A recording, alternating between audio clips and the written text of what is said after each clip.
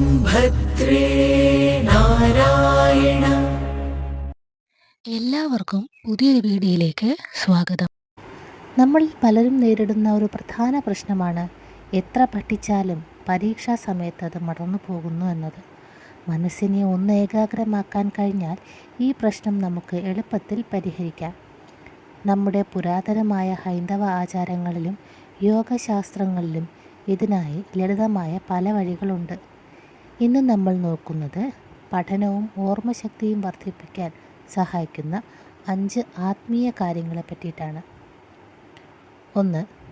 ബ്രഹ്മമുഹൂർത്തം. ആദ്യമായി സമയം ശ്രദ്ധിക്കുക.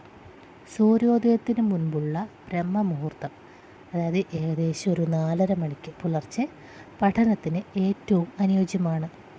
ഈ സമയത്ത് പ്രപഞ്ചത്തിൽ പോസിറ്റീവ് എനർജി കൂടുതലായിരിക്കും. ഈ സമയത്ത് പഠിക്കുന്ന കാര്യങ്ങൾ നമ്മുടെ സബ് കോൺഷ്യസ് മൈൻഡിൽ ആഴത്തിൽ പതിയും. 2. സരസ്വതി വന്ദനവും മന്ത്രജപവും.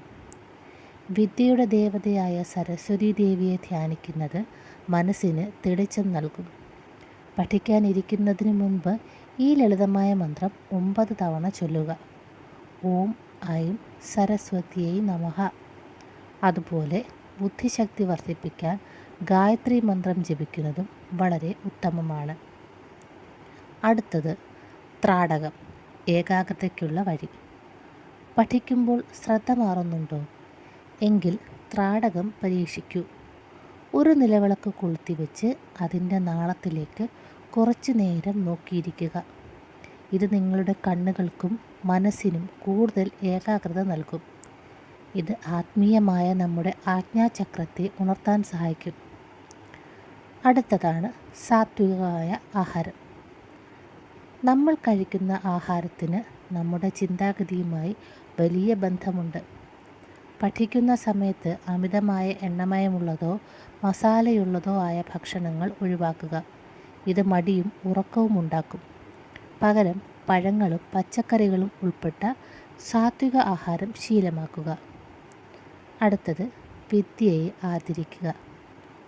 ഹിന്ദുധർമ്മപ്രകാരം വിദ്യ എന്നത് ദൈവമാണ്. അതുകൊണ്ട് തന്നെ പുസ്തകങ്ങളെയും പേനയെയും ബഹുമാനത്തോടെ കാണുക. പഠനം കഴിഞ്ഞാൽ അറിവ് തന്നതിന് ദൈവത്തിന് നന്ദി പറയുക. ഈ ഒരു പോസിറ്റീവ് മനോഭാവം നിങ്ങളുടെ ആത്മവിശ്വാസം വർദ്ധിപ്പിക്കും. ഈ പരീക്ഷാക്കാലത്ത് ഈ കാര്യങ്ങൾ നിങ്ങളുടെ ജീവിതത്തിൽ ഒന്ന് പരീക്ഷിച്ചു നോക്കൂ. മാറ്റം നിങ്ങൾക്കും തിരിച്ചറിയാൻ കഴിയും.